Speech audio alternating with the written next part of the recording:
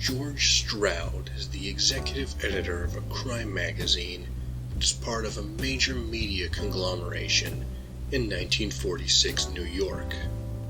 Successful and bored, he finds no challenge in running the magazine, so he's seeking thrills by binge drinking and stepping out on his wife with the socialite Pauline Delos, who is also the sometimes girlfriend of Stroud's boss, the publishing magnate Earl Janoth.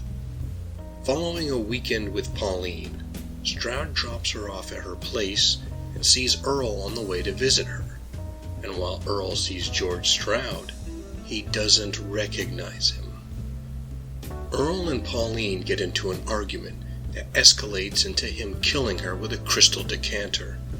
He immediately goes to his friend, business partner, and fixer, Steve Hagen, who makes him go over everything that happened in great detail. Hagen convinces him not to turn himself over to the police, and that the world will be better off with Pauline dead and Earl free. The only thing that'll trip up the alibi is this man who saw Earl going into the apartment building with Pauline. When George next goes to work, Earl and Hagen have a new assignment for him. Track down this man that Earl saw. Stroud realizes he is effectively running a media manhunt that's targeting himself. He also knows that if Earl and Hagen discover what he knows, they will have him killed to preserve Earl's alibi. Stroud must then conduct a search, assigning his best reporters to ironically trace his own whereabouts, while finding a way to derail the investigation and get leverage to go against Earl before his secret comes out. The real juice of The Big Clock is the sense of absurdism and paranoia that results from the irony of Stroud having to help his bosses identify and capture a man who he knows is him. The story is told from different perspectives across the chapters, but the most frequent point of view is Stroud's. This gives the readers another surreal layer as we see how different characters have different attitudes toward the same subject. The dive bars that Stroud frequents, where he feels the most at home, are described as cheap and filthy establishments with low-rent hustles. The art that he admires and collects, which becomes a potential means of identifying him, is called garbage, and the woman who paints them a shrewish chiseler. The pressure only mounts as the investigators that Stroud picked creep closer to revealing him as the man that Earl and Hagen want found. The stress and tension of the story are almost Hitchcockian.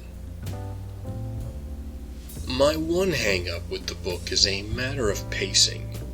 There are a few chapters that don't do as much with their perspectives as I want, which decreases the pressure a little too much, and the start is too slow, especially because Stroud is not nearly as witty and extraordinary as he thinks he is. Aside from these speed bumps, the story is well executed. There are times where characters are having conversations that clearly mean one thing to them and to the reader, but mean something entirely different to other characters witnessing it. The implementation of dramatic irony is first class. The best use of the multiple point of view chapters in the book comes from Steve Hagen's chapter. He is so totally inhuman, and his arguments for Earl not turning himself in are both manipulative and disturbingly real.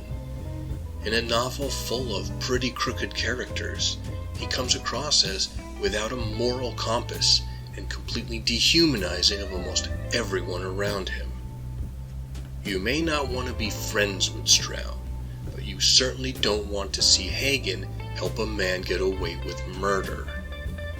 Noir is also known for its heightened tension and touches of surrealism, and The Big Clock delivers on those fronts.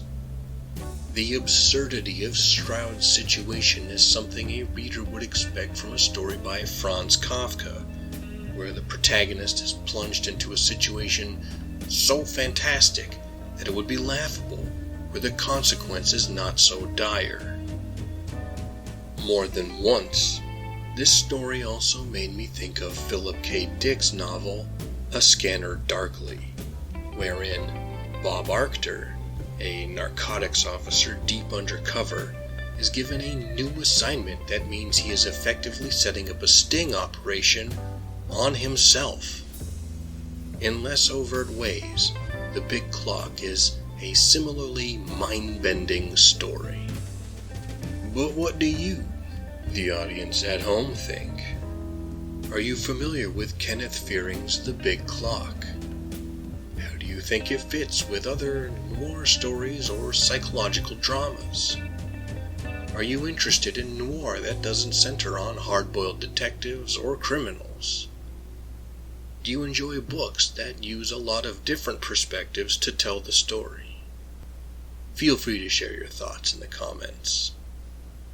Thank you for taking the time to listen to my peculiar notions. If you appreciate this channel and want to support it, you know what to do. You can also take a moment to like, comment, share, and subscribe to the channel of another YouTube creator you enjoy, or the algorithm will force them all to participate in their own destruction. Until next time, read some good noir stories, live, and be well.